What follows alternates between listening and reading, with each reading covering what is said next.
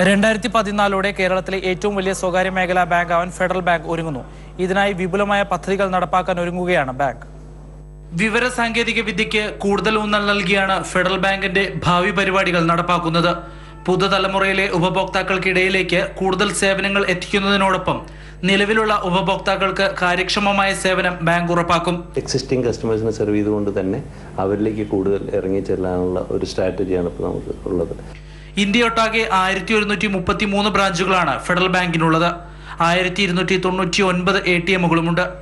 ഏകദേശം 50 ലക്ഷത്തോളം ഉപഭോക്താക്കൾ ഫെഡറൽ ബാങ്കിനുണ്ട്. ഇതിൽ 8 ലക്ഷം പേർ വിദേശ ഇന്ത്യക്കാരാണ്. കേന്ദ്രീകൃത വായ്പ സംവിധാനമാണ് ഇപ്പോൾ ബാങ്ക് നടപ്പാക്കുന്നത്.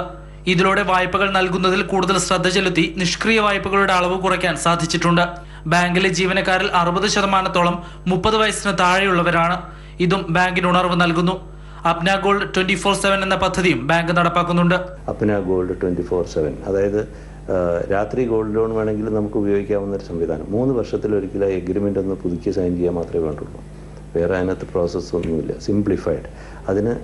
അത് വളരെ പ്രശംസ പിടിച്ചു പറ്റിയ ഒരു പ്രോഡക്റ്റാണ്. ഉപഭോക്താക്കളുടെ ആവശ്യാനുസരണം കാർഷിക ഭവന വായ്പകളും ബാങ്ക് നൽകുന്നു. News desk, Mathrubhumi news. ഫേസ്ബുക്കിനെ കടത്തിവെട്ടി